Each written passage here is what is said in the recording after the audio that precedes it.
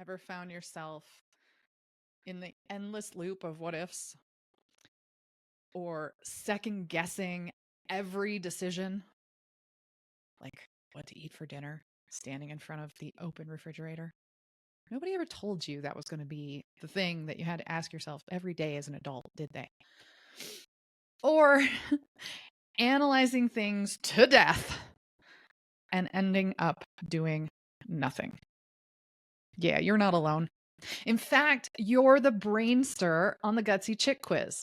If you haven't taken it yet, it is a very fast, very short, very fun quiz to give you insights on what might be holding you back that's helped you all this time. This episode is about the Brainster. Welcome back to the Gutsy Chick podcast. If you're a highly driven, strong-willed, self-competitive woman leader, athlete, or business owner who plays to win, but you can't ignore your screaming body anymore, you're in the right place. I'm your host, Amanda Smith. I was an engineer on several NASA projects and programs. I used my intuition to bridge the worlds of engineering, manufacturing, and astronauts. When I exited aerospace, I used my intuition to help people heal their bodies, specifically female high achievers. If you listen to the last episode, the last solo episode, I shared and you learned that I'm a bruiser. My secondary archetype is the Brainster. I bet you couldn't have guessed that, being an engineer working on NASA projects and programs. I used to live in my head. Sometimes it happens again, but I catch myself. I would analyze every angle, analyze things to the minutest detail, and I was certain that was the smart thing to do. Because, aerospace engineer. And then I realized all of that analysis created paralysis. I was holding myself back from making bigger, better, and bolder moves in my life. In this episode, I'll share how I shifted from overthinking to leading with intuition and how you can do it too. If you're a Brainster, it's one of the 4 archetypes in the Gutsy Chick quiz. You'll hear exactly why your superpower of analysis is both a strength and your stumbling block. By the end of this episode, you'll know why overthinking keeps you stuck and how to break free. You'll know how to trust your intuition without feeling reckless. And you'll have practical steps to take action when your brain wants to spiral. Let's dive in. Time to jump in the way, way back machine. We're going back to my aerospace days. I landed on NASA's Artemis program. At the time, it was called the Constellation program in 2007. I came in as a subcontractor, which means I didn't work directly for the company that was building the thing for NASA. Over the next 3 years, I realized that this might not be the path I should be on. I jumped into yoga teacher training in 2009. 2010, I received my first certification in yoga, and the rabbit hole continued after that. But I didn't leave aerospace. My overthinking self said, well, there's no way you'll ever make 6 figures as a yoga instructor. So I stayed in aerospace. And it became quite grueling. In fact, as a subcontractor and different presidents and budget cuts and being in aerospace, it was a roller coaster ride. I was constantly being threatened to not have a job. There were moments and glimpses of the company I worked for, Lockheed Martin, asking me to join, asking me to become a direct employee because they saw me as an asset. But I turned them down because their offer wasn't near what I was making as a subcontractor. And I didn't want to deal with the bureaucracy. There's a lot of it in aerospace. By the time I was getting married and going on my honeymoon and finding out that I was pregnant, I was being let go. This was the first time that being let go actually happened. The rest of the time, it was threats. And so I went on my honeymoon with 1 week's notice that I didn't have a job and wouldn't have a job when I came back potentially.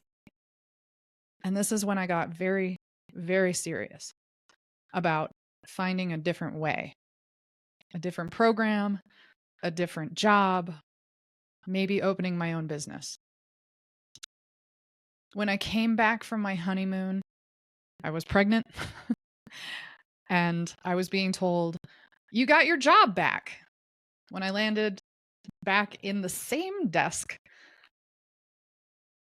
bringing all of my stuff in, the very first thing I did was call my old boss and say, "Hey, I'm back." He's like, "That's great. Who are you working for?" Oh boy. No idea. I had no idea for the first 3 days back on the job who I worked under. Again, one of those signs that should have told me, let's make a move. So the overthinking kicked in. And the overthinking became, what am I going to do? Do I go back to school? Do I find another program to work on? Do I get another certification in yoga that might be bigger and better than what I thought I got?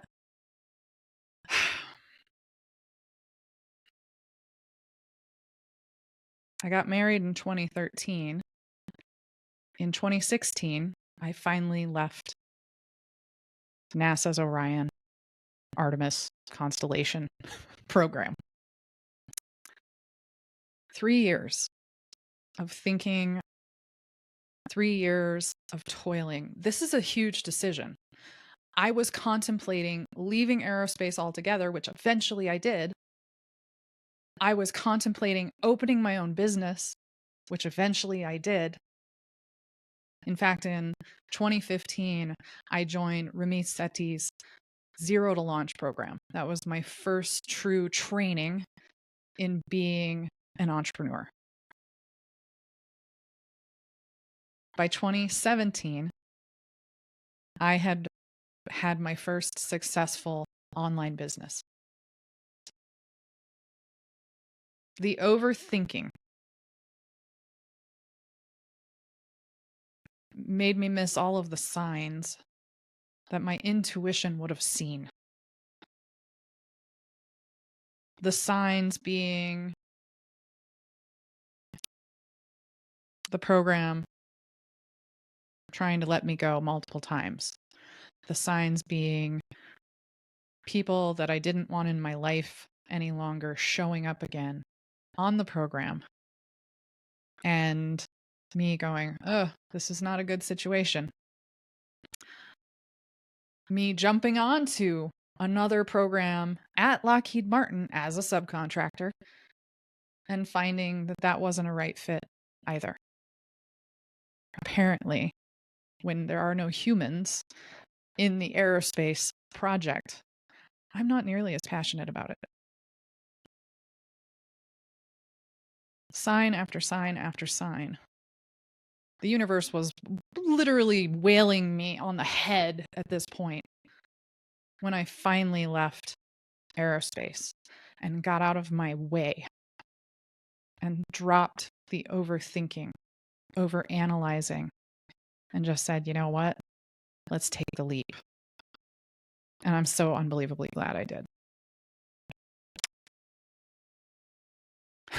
The amount of stress that my body was under was very obvious by my fiance husband at this point. He knew he didn't want to see me in such shambles. And as a mother, I couldn't afford to be in such shambles.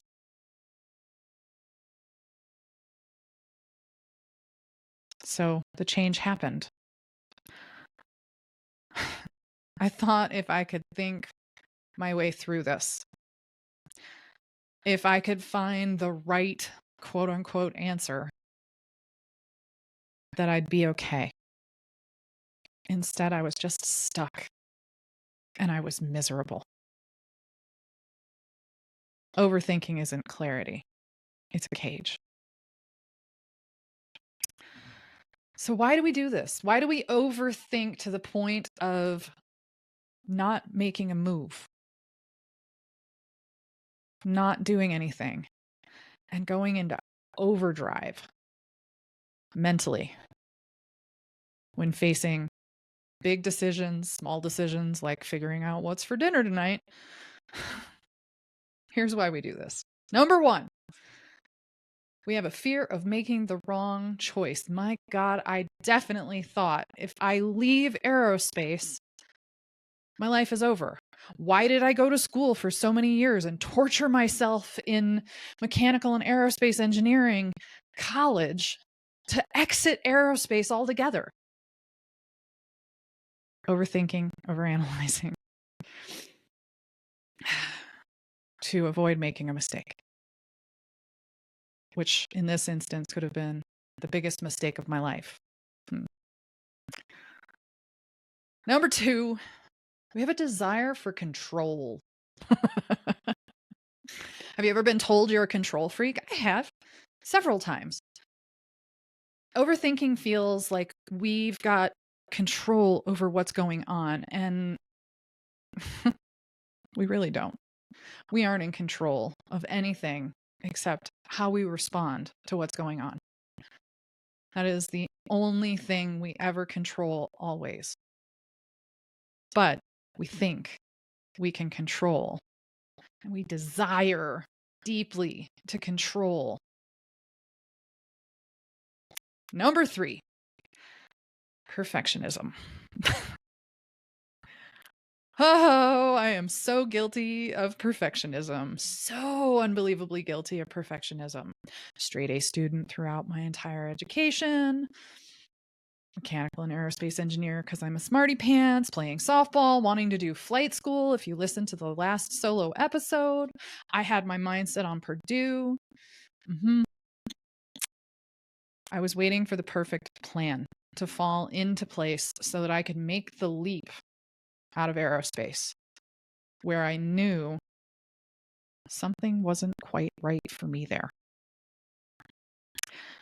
And if I didn't feel like the universe was bludgeoning me over the head, I would probably still be in aerospace. In fact, I've been tested several times by the universe to see if I'd go back. For me, overthinking wasn't really about being smart. It was about being scared. I ran through every possible scenario I could protect myself from failure. But all it did was keep me from moving forward.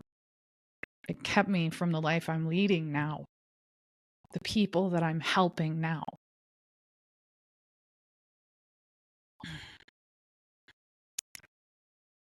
So how does this play into being a brainster? If you've taken the Gutsy Chick Quiz and you found out that you're a brainster, here are the traits. You're analytical. You love to think things through. You're detail-oriented. You don't miss much. That was actually my job in the beginning on the Artemis program. You anticipate problems, which means you're prepared. These strengths make you a strategist.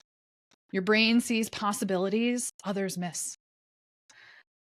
You plan ahead, which can lead to smart, effective action, as long as you don't let your head get in the way. But here's the risk. Analysis paralysis. You get stuck thinking instead of doing. You're second guessing everything. You struggle to trust your gut, even when it's right. I can't tell you how many times my Brainster tendencies had me sitting on an idea for months, years. I was over researching, over analyzing, and convincing myself I wasn't ready. Every time I finally moved, I realized the overthinking wasn't helping. It was holding me back. So, how do I change? How do you change? Here are 3 shifts that help me go from being stuck in my head to leading with intuition. Trust the first hit. Your first instinct is often the right one. It's often the truest one. If I get a gut feeling, I honor it without analyzing it at all. I'll think on it for a split second and move.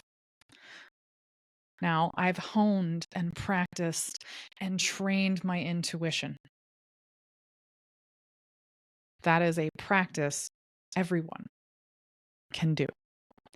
And it begins with noticing that first gut instinct, that first intuitive hit, that first chill bumps that you get, or that, ooh, I felt that deep down. That, pay attention to that. Your body knows. Your brain gets in the way. Set a decision timeline. All right, in Aerospace, we had 3 things that we paid attention to, and one of them was the schedule, and the schedule was always slipping to the right, which meant that we were constantly moving our dates out and out and out further. You don't work in the aerospace industry. Your body, your brain doesn't have to live to those things. I had to program that into myself. I had to decide that I wasn't going to live like the aerospace industry and slip my schedule to the right all the time.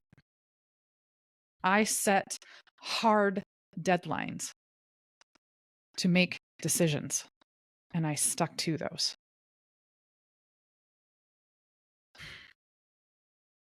It stops the endless deliberation. Number 3, test, don't perfect. I have decided, and I did this a long time ago, that absolutely everything is just a grand experiment. Everything that we're doing is just a way of testing and finding out the data. If you're one of my softball players or one of my parents from softball, you hear me say this a lot. Everything is just data. It's neither good nor bad. It's just data. That is a hard-earned quote because of my perfectionist, overanalyzing Brainster self. Every decision is an experiment. It's not life or death. It's not good or bad. It's data. The moment I started to really trust my intuition, trust myself, trust that my body was going to lead, several things shifted for me. Shockingly, I got healthier.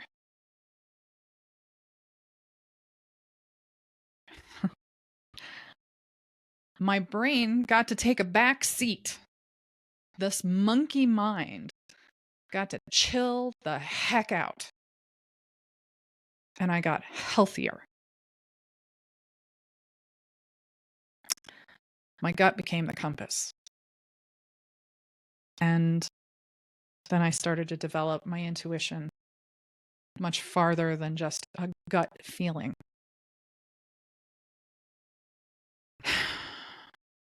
When I trusted myself and allowed my gut to lead, my instinct to lead, magic happened.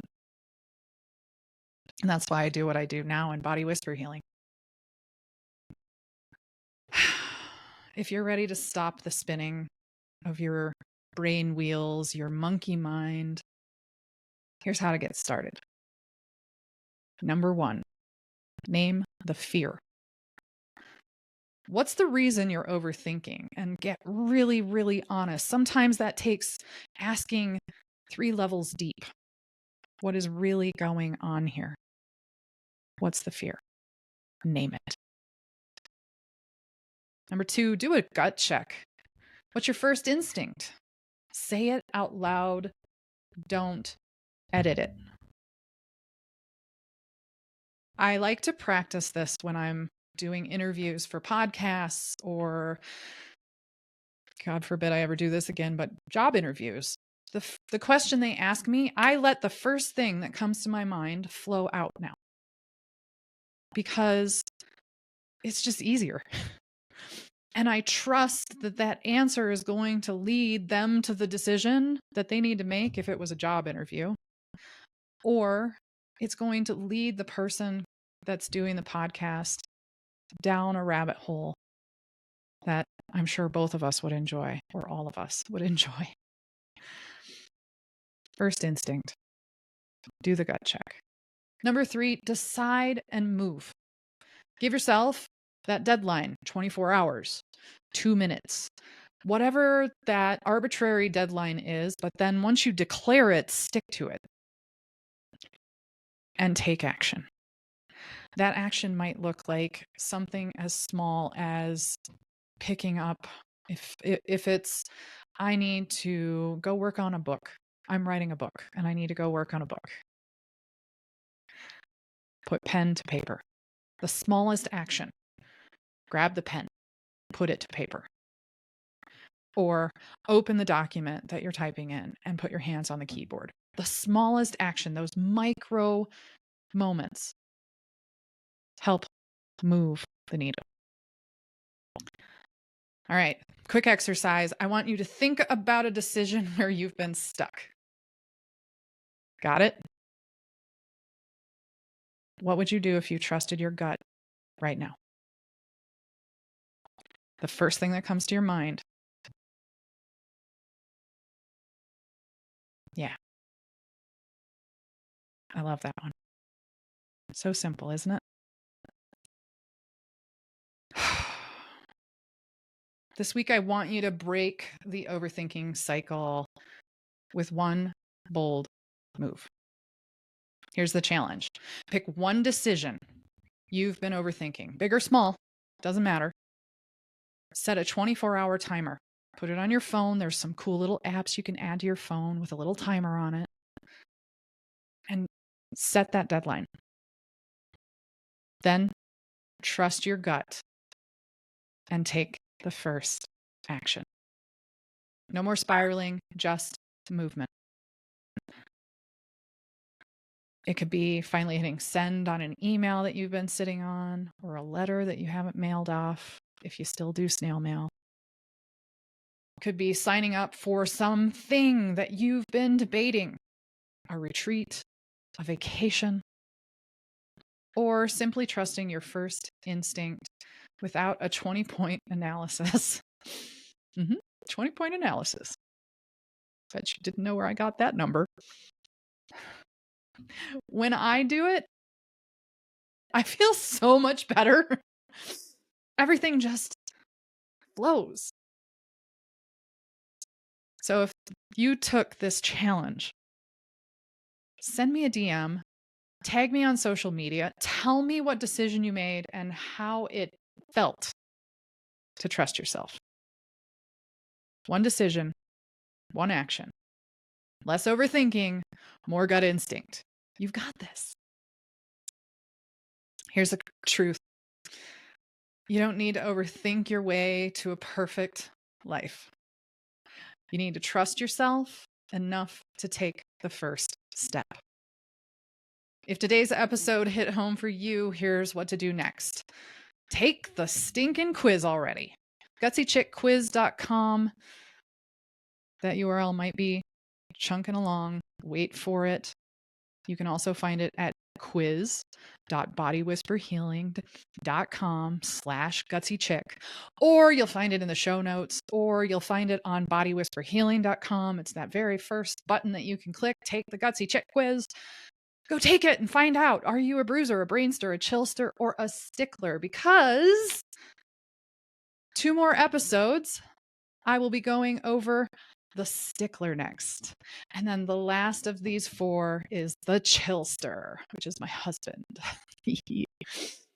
By the way, the bruiser and the bruiser and the stickler are opposites of each other.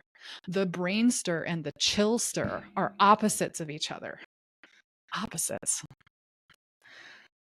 The other action to take, share this with another woman who you've seen get in her head. She can't get out of her own damn way.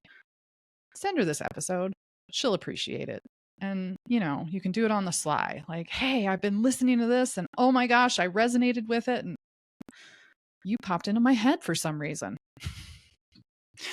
Help her trust her gut. Until next time, stay gutsy. Yay! You made it to the end of the episode. Good job. Now, go share this with your friends. Go like, subscribe, leave me a review. Let me know that you like what's happening here on the Gutsy Chick podcast. And if you're a female high performer with mysterious chronic health condition, go check out the Gutsy Chick Quiz so you can find out what might be holding you back from healing. And if you want more on what I do with my clients and my blog and any podcasts that I've been a guest on, go to bodywhisperhealing.com. Thanks for listening.